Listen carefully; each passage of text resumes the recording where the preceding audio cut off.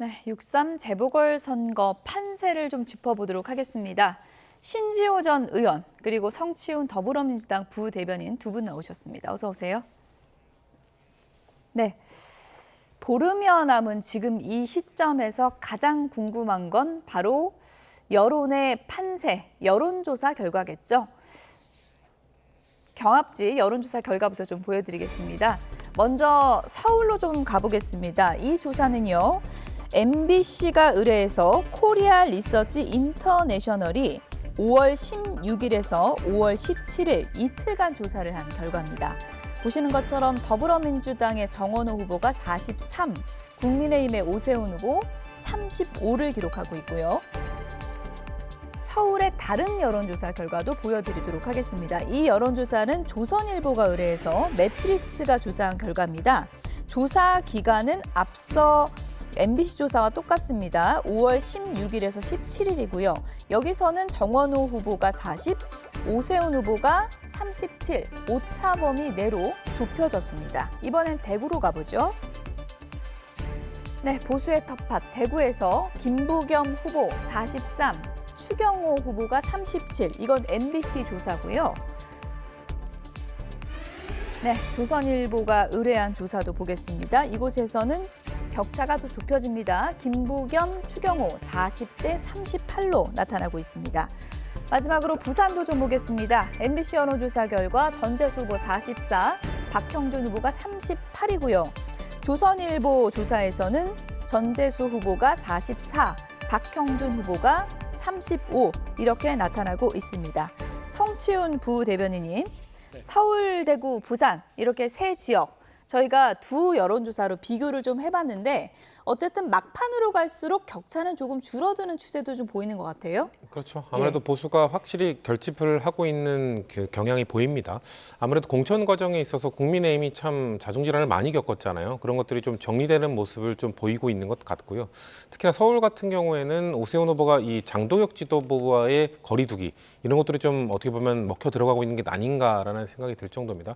거기에 저는 민주당의 약간의 실수도 있었다고 생각합니다. 제가 지난주 이 자리에서도 말씀을 드렸던 것 같은데 이 조작기소 특검법에서 이 공소 취하 관련 그 권한을 드러내는 것이 좀 필요하다고 생각하거든요. 그런 부분들이 보수 결집에도 영향을 줬기 때문에 이런 것들이 종합적으로 나타난 거라고 보는데, 근데 여기서 우리가 간과하면 안 되는 것이 지금 세 군데를 봤잖아요. 서울시장과 부산시장 그 두 곳의 현직 시장은 국민의힘입니다. 사실 국민의힘 현직 프리미엄이 사실상 없다는 것이나 다름없거든요. 사실 지금까지 역대 지방선거에서 현직인 후보들이 이렇게 고전하는 모습은 전 본 적이 없기 때문에 그렇군요. 현직에 대한 평가가 여전히 안 좋게 나타나고 있다. 거기에 이재명 대통령의 높은 국정 지지율이 뒷받침되고 있기 때문에 붙은 것처럼 보이긴 합니다만, 격차가 줄어들고 있는 것처럼 보이긴 합니다만 민주당 입장에서는 충분히 불리한 지형에서 최선을 다해서 상당히 좋은 지표를 유지하고 있다라고 저는 보고 있습니다. 어쨌든 격차가 크다가 오차 범위 내로 들어온 여론조사도 그렇죠. 나오고 있는 그런 상황인데, 민주당의 정청래 대표도 오늘 서울 지역이 많이 어렵다 이렇게 얘기를 했습니다. 신지호 전 의원님, 네. 이거 엄살입니까? 진짜 누가 될지 모르는 상황입니까? 정청래 대표가 그렇게 엄살피는 스타일은 아니잖아요. 그렇습니까? 그러니까 예. 실제 수치도 그렇게 나오고, 저는 이제 오세훈 후보의 추격은 다른 국민의힘 시도지사 후보들에 비해서 정치 노선에서 일관되고 선명한 길을 걸어온 거에 대한 평가도 담겨 있지 않느냐. 그러니까 지금 그 장동혁 지도부에 대한 국민적 원성, 심지어 당원들과 지지자조차도 장동혁 때문에 다 망하겠다 이런 탄식들이 나오고 있는데, 확실한 선긋기를 통해서, 그러니까 같은 조사에서 보면은 당 지지율의 차이보다도 정원호, 오세훈 후보 간 지지율 차이가 굉장히 좁혀져 있습니다. 그거는 그만큼 오세훈 후보의 개인적 그 역량 뭐 이런 것들에 대한 평가라고 봐야 되겠죠. 예. 어쨌든 서울 지역 같은 경우는 이제 수성이냐 탈환이냐 그 싸움인데, 지금까지 정원호 후보가 조금 너무 수비만 한 게 아니냐 이런 지적도 있었는데, 이번에 GTX 순살 시공 책임자가 누구냐 이러면서 공세를 강화하기 시작했어요. 그렇죠. 사실 그 문제에 대해서는 전 오세훈 후보의 답변이 더 황당하고 공격을 이어갈 수 있는 여지를 계속 제공하고 있다고 생각합니다. 사고가 난 것도 아닌데 억가를 하고 있다. 뭐 이렇게 반응을 하더라고요. 저는 적어도 발주처가 서울시로 이렇게 명확한 명시가 되어 있으면 서울시장을 역임했던 사람의 입에서 나와야 되는 첫 마디는 서울 시민들께 불안감이나 우려를 들어서 죄송합니다라는 사과의 말씀이 먼저 나와야 되는 건데 그 입장 표명 지금 몇 번을 했는데 그 어디에도 서울 시민에 대한 사과나 반성은 없습니다. 나는 하나도 잘못한 게 없다. 사과는 현대건설 그 하청업체가 한 거고 걔네들이 그 업체에서 그들의 돈으로 한 거기 때문에 서울 시민의 세금도 들어가지 않았다. 이런 식으로 곡해를 하고 있는데 전체 GTX A노 선거 관련된 서울시의 그 3,600억 투입에 대해서는 이건 서울 시민 모두가 알고 있거든요. 그럼에도 불구하고 이렇게 책임감 없는 모습을 보여주고 있기 때문에 정원호 후보가 이거 당연히 비판하는 건데 이거를 마치 억지 트집 잡기다, 뭐 국면 전환용이다라고 말하는 거는 저는 현직 시장으로서 5번째 도전하는 사람의 책임감 있는 자세는 아니라고 비판하고 싶습니다. 네, 오세훈 후보 측에서는 뭐 건설 회사 실수를 너무 정치 쟁점화하는 게 아니냐 이렇게 또 반격을 하더라고요. 그 얘기도 틀린 얘기는 아닌데 이제 서울시가 발주처이기 때문에 관리 감독에 또 책임이 있는 거고요. 그러니까 지금 우리 주신 말씀 관련해서 그 민주당 측에서 정원호 후보 측에서 그렇게 주장할 수 있잖아요. 예. 그러니까 토론하면 되잖아요. 왜 그렇게 좋은 공격 소재가 있는데 토론을 피해 다니면서 그렇게 하고 있는지 당당하게 이런 거야말로 서울 시민의 안전과 관련된 거 아닙니까? 이렇게 중차대한 문제면은 오세훈 시장이 도망가더라도 토론하자고 오히려 정원 후보 측에서 해야 되는데 참 이해가 안 가요. 예. 토론 관련돼서는 지금 사실 법정 TV 토론 한 차례 정해져 있는 건 이것만 지금 응하겠다고 한 건데 네, 그게 사전 투표 전날에 그렇죠. 거죠. 그리고 네. 밤에 예. 이루어지죠. 그러니까 당연히 뭐 사전 투표 전에 했기 때문에 유권자들의 표심에는 그래도 그 결정을 하기 전에 이루어지긴 합니다만 예. 부족하다라는 비판은 당연히 있을 수 있다고 예. 생각합니다. 근데 저는 오세훈 후보도 본인이 유리했던 경선 과정에서는 토론을 피하는 모습을 보였거든요. 그때는 본인이 유리하니까 토론을 피하는 모습을 보이다가 지금은 지표가 안 좋으니까 또 달리고 있는 1위를 달리고 있는 후보에게 피하는 건 아니라는 비판하는 거는 좀 내로남불이 아닌가. 여야를 할 것 없이 진보 보수 할 것 없이 좀 1등을 달리고 있는 후보가 토론에 소극적이었던 거는 늘 있었던 거거든요. 예. 다만 저는 지금까지 토론을 한 번 법정 토론만 하겠다고 주장했던 거는 너무 서울시장 선거가 계속 네거티브 일색이었어요. 뭔가 계속해서 정원 후보의 과거 31년 전 사건을 끄집어내고 이런 것들만 이렇게 너무 공세를 하다 보니까 네거티브로 얼룩지는 토론을 굳이 많이 할 필요 없다라는 걸 얘기를 했던 건데 예. 말씀하신 것처럼 사실 지금 오세훈 시장은 현직 시장이었습니다. 그리고 10년 그러니까 5번째 도전을 하는 거기 때문에 현직 시장으로서 했던 거에 대한 비판 포인트가 좀 많을 거라고 예, 생각을 하기 공격거리가 때문에 많을 것이다. 그렇죠. 그런 것들을 고려했을 예. 때 저는 한 번 정도는 토론을 더 해서 유권자들께 서울 시민들께 오세훈 시정이 어떻게 이루어져 왔고 어떤 부분을 비판하는지를 한 번 더 설명하는 자리를 갖는 것은 개인적으로 필요하다고 생각합니다. 정원호 후보가 YTN에 출연해서 토론은 좀 숙고를 팀에서 해보겠다고 했는데 아직 네. 숙고 중이신 것 같긴 한데 그렇죠. 숙고 중인데 저는 한 번 정도는 받을만하다. 그렇죠. 공세 전환할 만한 카드가 나왔고 사실 예. 카드도 많거든요. 예. 너무 말씀하신 것처럼 수비만 하다 보니까 예. 좀 뭔가 이런 거 피하는 모습을 보여주는 거는 이미지에 좋지 않습니다. 저는 적어도 그래 한번 하자. 대신에 오세훈 후보가 본인을 공격할 사람이 또 한 명 있거든요. 법정 TV 토론에 개혁신당 김정철 후보는 현직 시장도 비판할 거고 민주당 후보도 예. 공격할 거기 때문에 그게 부담스러우니까 양자 토론만 주장하고 계신데 3자 토론 정도로 해서 한 번 정도 더 하는 건 저도 해야 된다고 생각하고 있습니다. 정치윤부 대변인은 토론은 한 번 정도는 더 해야 된다, 필요하다고 생각합니다. 필요하다라고 생각한다라는 소신 있는 발언을 해주셨고 어쨌든 순살 시공 논란을 계속 펼치니까 오세훈 후보 측에서는 서울은 부동산이다. 네. 정원호 후보가 되면은 세금 폭탄에 전월세 부족에 시달릴 것이다. 이렇게 또 강조를 하고 있더라고요. 근데 이거는 뭐 사고가 발생한 게 아니잖아요. 근데 예. 예방 기능을 좀 더 강화하자는 차원에서 이제 문제 제기는 할 수 있다고 보는데 서울 시민들의 최대 관심사는 당연히 부동산이죠. 그리고 지금 이재명 정권의 이 부동산 정책에 대한 비판 여론이 가장 높은 곳도 또 서울이고요. 이게 단지 뭐 부자 동네라고 알려진 강남 상구라든가 이런 데만의 문제가 아닙니다. 그런 점에서 그다음에 지금 최근에 그냥 젊은이들 사이에서도요. 주식은 투자고 부동산은 투기냐. 뭐 그런 얘기도 나오는 거예요. 그래서 뭔가 그 일관된 잣대가 없는 이런 부분. 그리고 이러니까 이제 오세훈 정원호의 그 서울의 부동산 문제 해결을 위한 해법이 무엇인지 더 알고 싶은 거죠. 예. 그러니까 이 과거에도 그 법정 토론 말고 아주 적게 할 때는 한 번을 더 추가적으로 했고 예. 그 보통 한 2-3번은 했어요 다. 2-3번 했기 때문에 좀 그리고 토론을 저 부산 북갑의 하정우 후보 같은 경우에는 예. 토론하자고 그러니까 나는 쌈박질하기 싫다 이러는데 토론을 쌈박질로 여기는 거야말로 정치인의 자격이 없다. 토론 없는 민주주의는 예. 그냥 안고 없는 찐빵이에요. 어쨌든 뭐 서울시장 후보 두 분이 토론한다 그러면은 이제 모든 언론사가 이제 환영하고 그렇죠. 준비할 것이기 때문에 저희도 좀 기다려 보도록 하겠고요. 정당 지지율 리얼미터에서 나온 걸 보면 지역별 정당 지지율에서 부산하고 서울 같은 경우가 이제 정당 지지율이 많이 좀 붙어 있는 걸 볼 수 있습니다. 물론 부산시장 선거 여론조사에서는 아직 격차가 좀 있는 게 사실인데 부산 민심을 어떻게 읽고 계세요? 일단 부울경에서 저희 당이 앞서고 있는 것 자체가 참 아직 버티고 있는 것 자체가 대단한 겁니다. 예. 사실 보수세가 매우 강한 지역이고요. 서울도 크게 다르지는 않아요. 사실 지난 대선 때도 그랬고 2022년 윤석열 전 대통령이 당선됐던 선거도 그렇고 한 수년 동안 서울 선거에서 민주당 후보들이 늘 약세를 보여왔거든요. 서울이 좀 보수화가 많이 진행됐다라는 그래도 평가를 받고 있습니다. 그럼에도 불구하고 여전히 민주당이 정당 지지율에서 그래도 근소하게나마 앞설 수 있는 이유는 국민의힘 지도부가 이끌고 있는 지금 장동혁 대표가 이끌고 있는 국민의힘이 여전히 지금 그 2년 전에 있었던 윤석열 전 대통령의 12.3 비상계엄에 대해서 반성하지 않고 있는 모습을 보이고 있기 때문에 우리가 좀 우위를 점할 수 있는 거다. 다만 우위를 점하고 있는 거에 만족할 수는 없죠.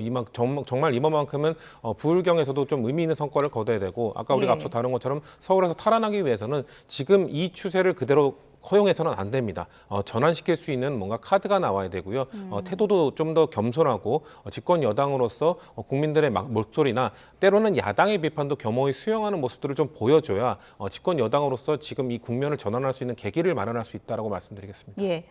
어쨌든 지금 며칠 안 남았기 때문에 양당 모두 거의 피마르는 시간이 이어지고 있다 이렇게 볼 수 있을 텐데 어제 서범수 국민의힘 의원이 울산에서 긴급 기자회견을 열고 삭발식을 단행했다고 합니다. 현장 화면부터 좀 보시죠.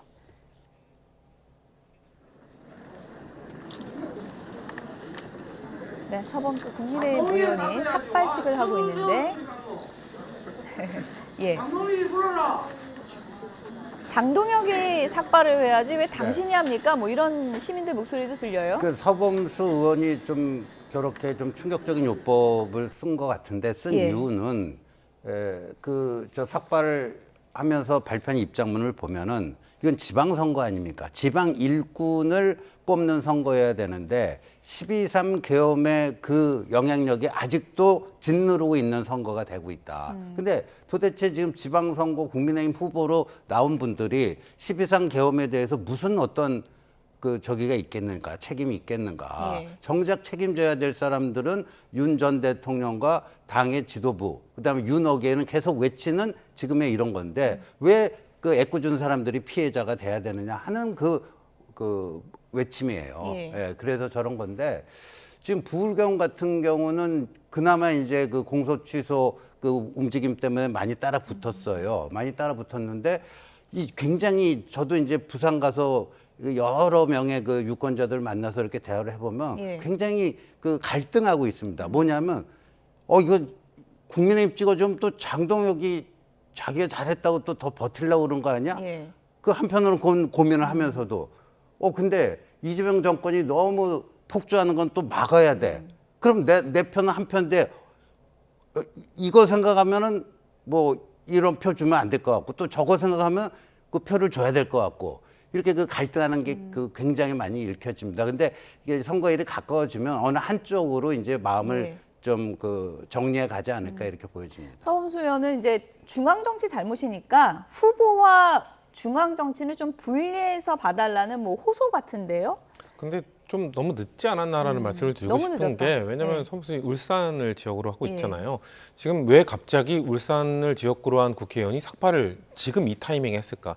저는 지난 주말에 있었던 그 진보 진영 울산시장 후보의 단일화 이 논의가 사실 된다 안 된다를 계속 반복하다가 결국엔 단일화가 이루어지니까 울산시장 선거에서 판세가 안 좋아졌죠. 그렇게 되면은 울산시장 선거뿐만 아니라 기초단체장, 광역의원 기초의원 선거도 영향을 미치기 때문에 울산 판세가 안 좋아지기 때문에 국면 전환을 위해 갑자기 삭발을 한 걸로 저는 느껴지거든요. 예. 만약에 저런 목소리를 뭐 서범수 의원이 뭐 계엄과 관련돼서 장동혁 지도부에 대한 비판을 하셨던 분으로는 알고는 있습니다만 좀 더 적극적으로 지속적인 목소리를 내왔다면 삭발이나 이런 것도 장동혁 지도부가 정말 지금 뭐 지지율이 붙기 전에 지지율이 좀 떨어져 있을 때부터 계속해서 그런 비판을 했다면 진정성 있는 저런 퍼포먼스라고 좀 보겠는데 예. 울산시장 선거가 울산 전체 선거가 어려워지니까 뭔가 고육지책으로 나온 것 같아서 진정성에 조금 의구심이 든다는 정치적 말씀을 계산이 있지 않냐 네, 안 드릴 그런 수가 없습니다. 얘기시고.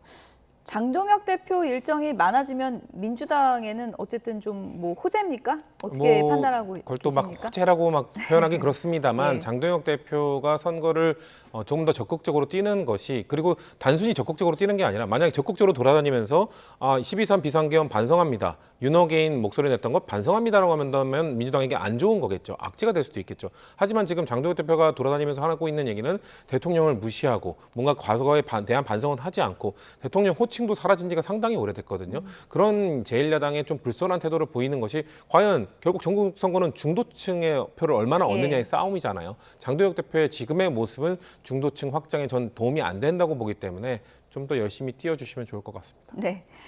어쨌든 장동혁 대표가 가장 관심 있게 보고 있는 지역 중에 하나가 바로 부산 북구일 것 같습니다. 부산 북구 갈수록 후보 간의 신경전도 치열한데요. 목소리 들어보시죠. 두 분 후보들께서도 비전을 보여주시고 희망을 보여주시는 걸로 토론했으면 정말 좋겠습니다. 그런 토론 얼마든지 환영하고 할 수 네. 있다. 선관위 토론 때 얼마든지 아. 의견 말씀드릴 수 있습니다. 아니 자기가 무슨 서태지입니까? 매번 이렇게 새로 등장한 정치 신인이 예. 서태지 흉내를 내면 어떻게 합니까? 신비주의입니까? 저는 다른 건 다 좋은데 그냥 자기 말을 좀 하라고 얘기 드리고 싶어요. 본인이 북구에 갑자기 들어왔지 않습니까? 예. 들어와서 뭐라고 했습니까? 음, 보수를 재건하겠다. 맞아요. 보수 재건을 하는데 왜 한동훈만이 해야 되고 또 한동훈 후보가 왜 북구에 갑자기 나와야 보수 재건이 되는지 인과관계가 뭔가 맥락이 됩니까? 팽팽한 새 후보, 지금 여론조사는 어떻게 나오는지 보겠습니다. 네, 조선일보가 의뢰했고요. 매트릭스가 조사했습니다. 조사 기간은 5월 16일에서 17일이고요. 하정우가 39, 박민식이 20, 한동훈이 33 이렇게 나타나고 있습니다.